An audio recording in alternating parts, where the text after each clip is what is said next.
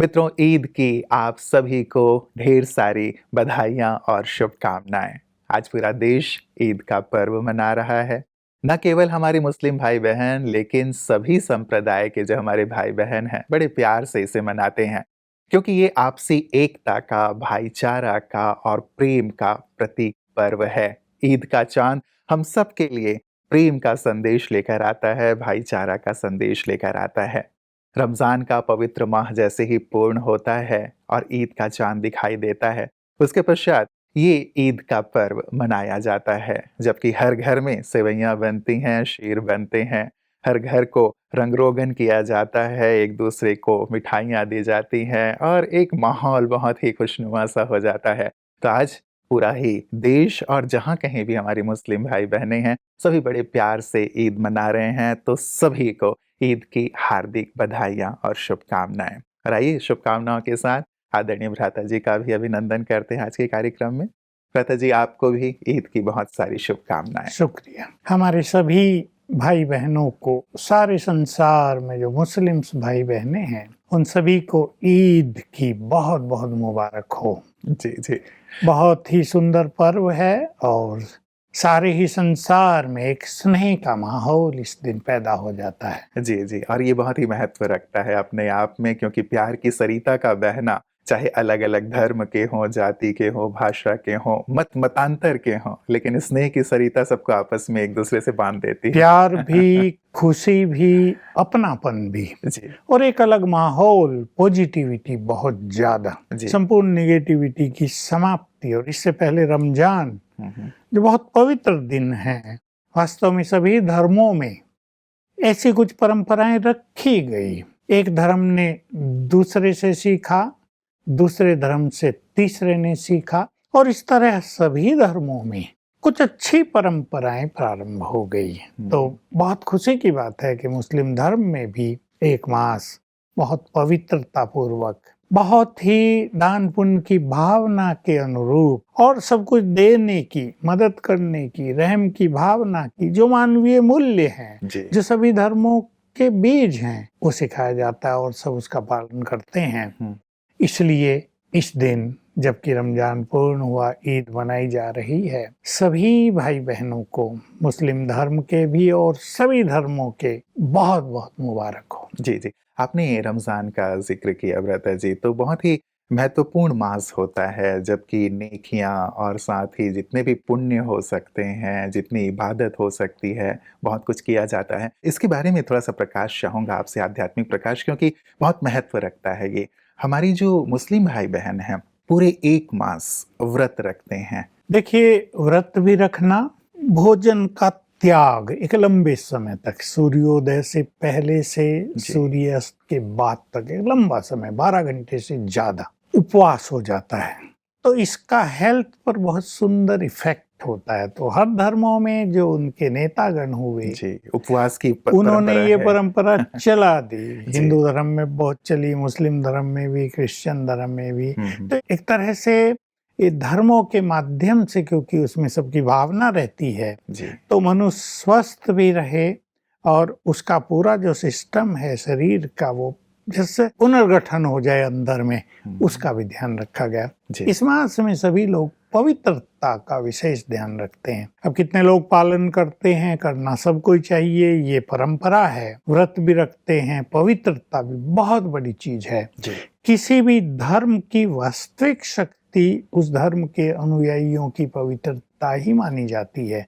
वही बीज है, वही आधार है। अगर किसी धर्म में पवित्रता पूरी तरह नष्ट हो जाए तो समझ लो वो धर्म भी नष्ट होने को आया है। तो मुस्लिम धर्म में भी ऐसे बहुत सारे नेतागण भी पवित्र रहते थे और ये एक मास पवित्रता की पालना करना जैसे धर्म को भी एक बल प्रदान करना है। और हम जानते हैं इससे चित्त बहुत शांत रहता है, बड़ा निर्मल रहता है, दूषित भावनाएं समाप्त हो जाती हैं, एक दूसरे के प्रति श्रेष्ठ भावनाएं, सद्भावनाएं, प्रेम की, अपनेपन की भावना पैदा हो जाती हैं।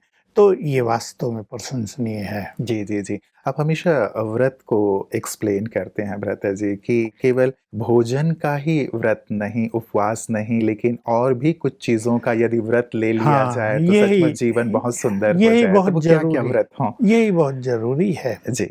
व्रत से वृत्तियां बदलती हैं, ये संस्कृत का शब्द है। हम्म। वृत्तियां माना हमारी एटीट्यूड्स, हमारी फीलिंग्स दूसरों के लिए वो बदल जाती हैं। व्रत तो सभी धर्मों में रखे जाते हैं, जैसे उपवास की बात है, जी लेकिन इसका हिंदी जो ये शब्द है इसका अर्थ भी ऊपरवास करना, जो जी। ऊपर वाला है। उपवास अर्थात हाँ, ऊपरवास। ऊपरवास करना, उसके समीप रहना, खुदा जी के समीप रहना, अल्लाह के समीप रहना, ये सच्चा उपवास है।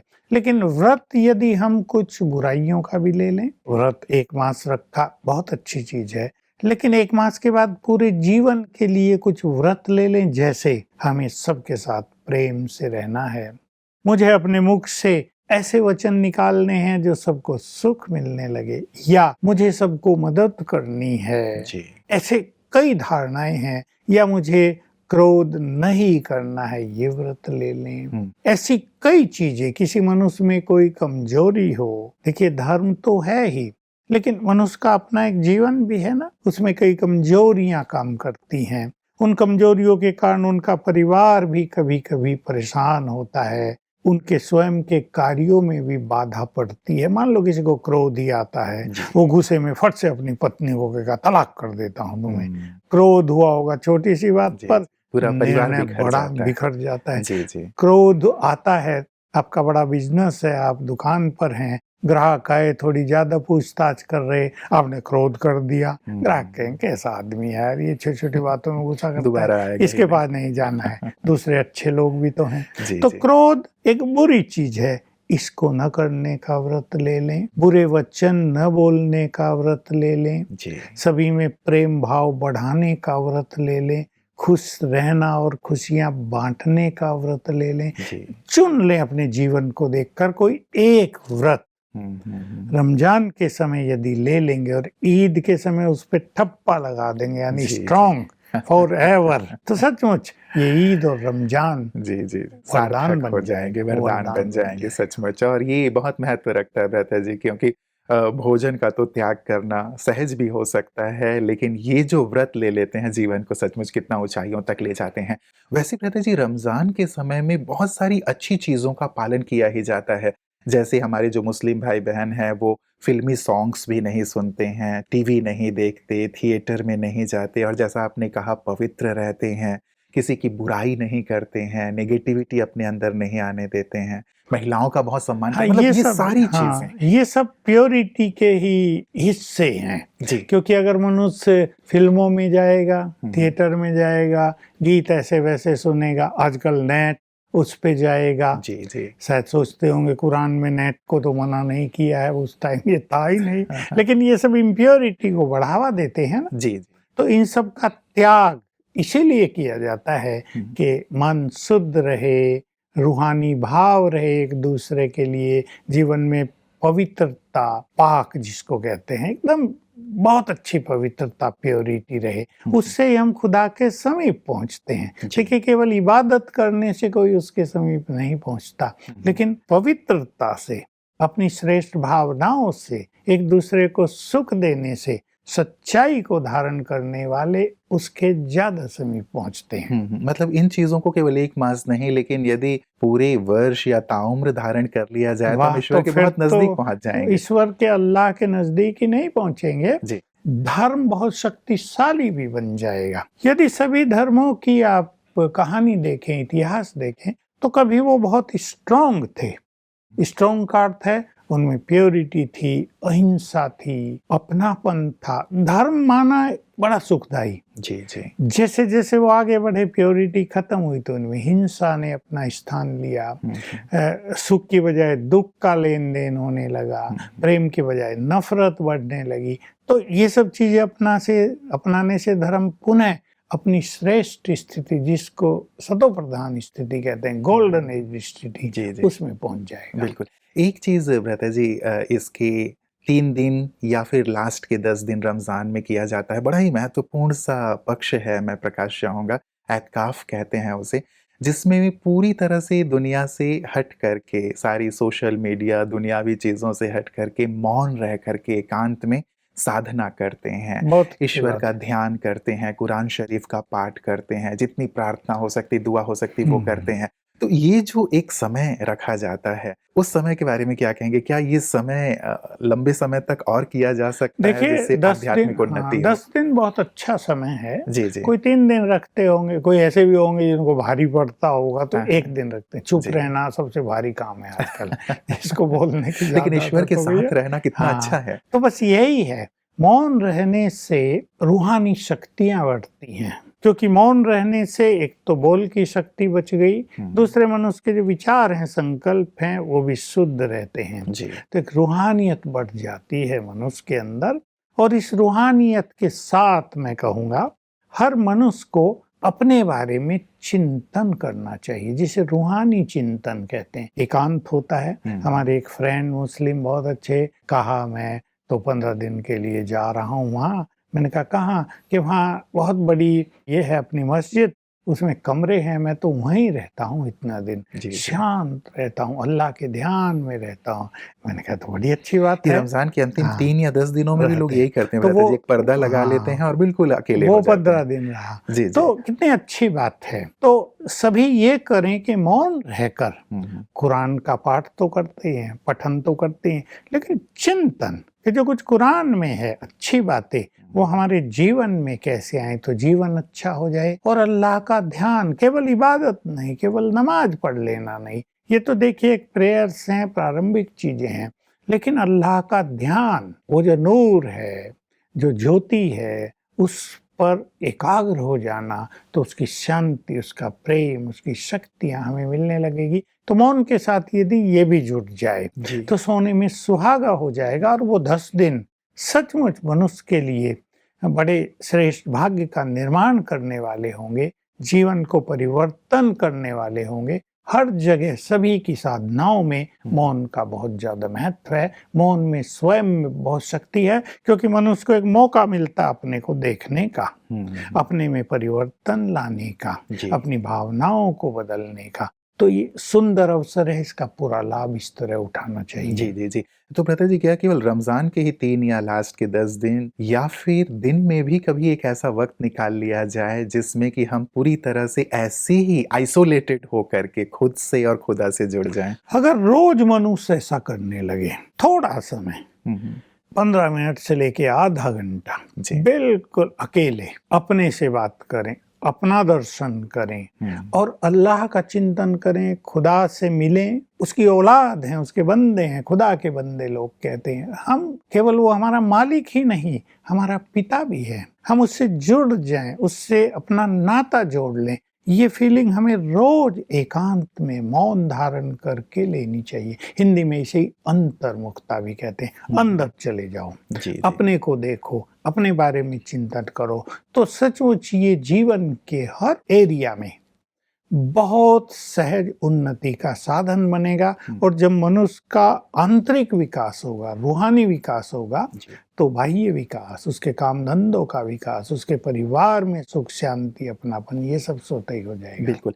2 चीज़ों पे थोड़ा-सा प्रकाश चाहूँगा जो आपने कहा। एक तो बंदगी या अपने आप को बंदा समझना, ये भावना तो मुस्लिम धर्म में है, लेकिन औलाद वाली फीलिंग जो आपने कही, संभवतः इसकी चर्चा थोड़ी-सी कम है। कम है। और दूसरी बात जो आपने कही कि हम नमाज़ तो पढ़ते हैं, अल्लाह को याद तो करते हैं, लेकिन उसका ध्यान भी करें। तो इन दोनों पे थोड़ा-सा प्रकाश चाहूँगा, क्या इनकी कमी है या इसे किस प्रकार से किया जा देखिए, सकता है? सभी धर्मों में ये हो गया, चाहे हिंदू हो, चाहे क्रिश्चियन हो, सिख हो, गायन रह गया। लेकिन वो नाता जोड़ना, वो जो खुदा है, अल्लाह है, हम जिसे भगवान कहते हैं, निराकार है, ज्योति है, वो कोई देहधारी नहीं है, वो देवी देवताओं से भी ऊपर है।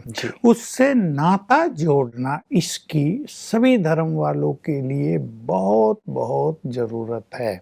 जब तक हमारा उससे नाता नहीं जुड़ेगा, तब तक उसकी शक्तियां, उसकी शांति, उसकी प्योरिटी हम में आएगी नहीं। बाह्य रूप से हम कहेंगे हमें पाक साफ होना है, लेकिन अंदर फिर वैसे रह जाएंगे।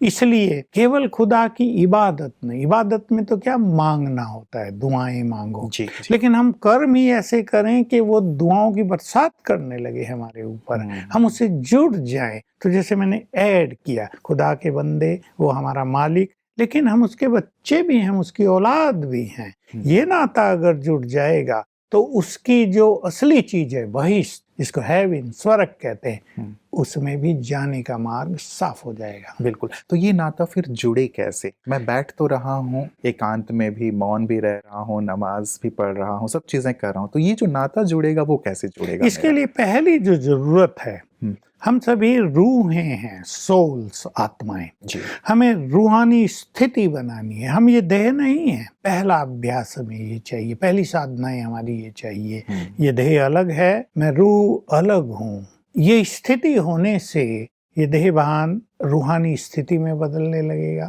हम सोल कॉन्शियस होने लगेंगे और रूह की जो क्वालिटी है, शांति, पवित्रता, प्रेम, सुख, आनंद, शक्ति, वो हमारे जीवन में आने लगेगी। पहला अभ्यास हमें ये करना होता है। दूसरा, फिर अल्लाह का, खुदा का क्लियर ज्ञान होना चाहिए। वो ऊपर है, हुँ, इतने कहने से काम नहीं चलेगा। 7वें वो आसमान में। कहाँ है, रियल लोकेशन, और उसका स्वरूप क्या है। नूर तो वो है, ज्योति तो है, पर उसके गुणों का चिंतन, उसे अपनापन।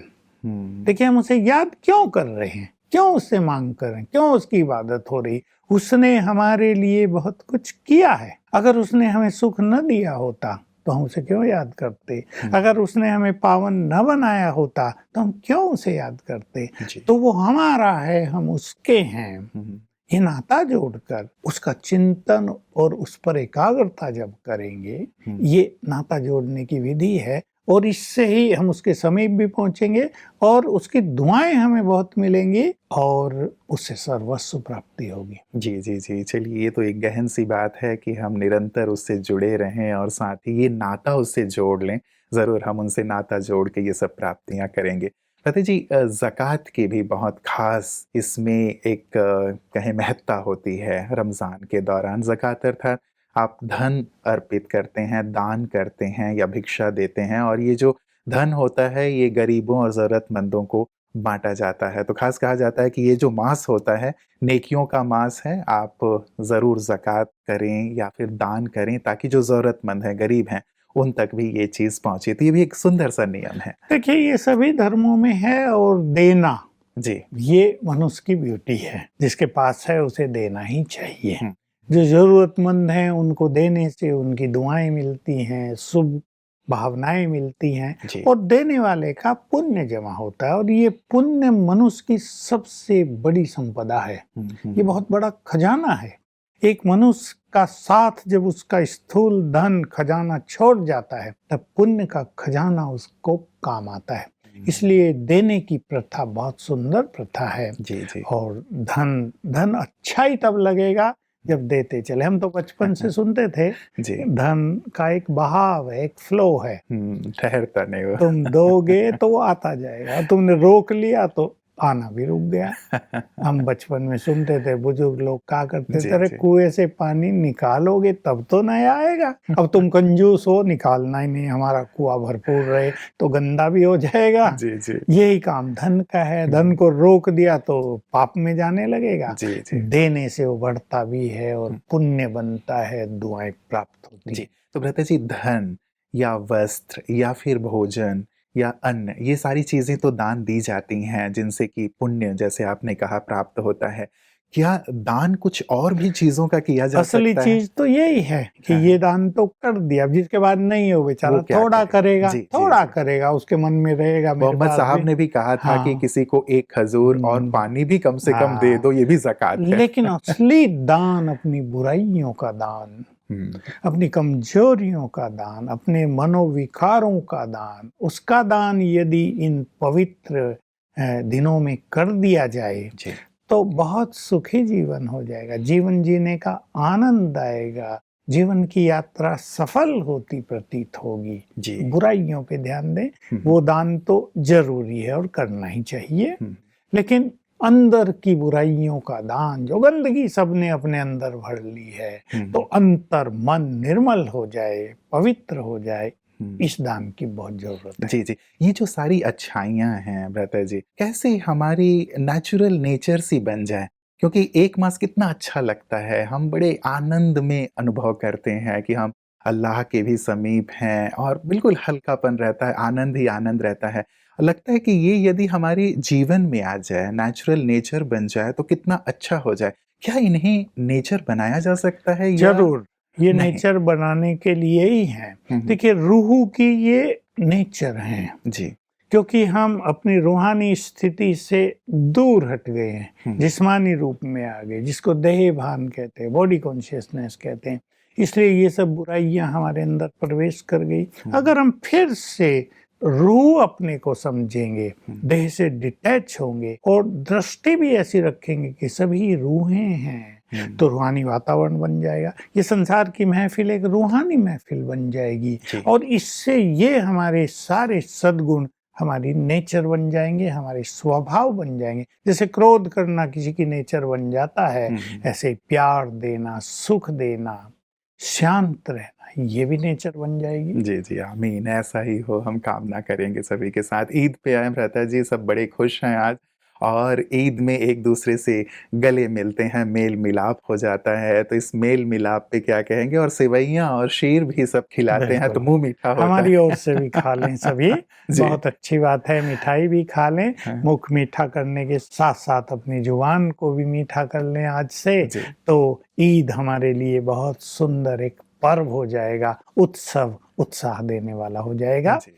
खुशियों से भरा हो हम सभी का जीवन, तभी जीवन जीने का आनंद आता है। तो आज भी गले मिलें और सदा ही गले मिलते रहें, सभी धर्म वालों से गले मिलते रहें, मन में नफरत का जहर किसी के लिए न हो। मैं तो संदेश देना चाहूँगा अपने सभी मुस्लिम भाइयों को, ये समय वो आ गया है जब खुदा खुद अपना धाम छोड़कर इस धरा पर, इस संसार को जन्नत बनाने के लिए, बहिश्त बनाने के लिए उपस्थित हुआ अपना कार्य कर रहा है।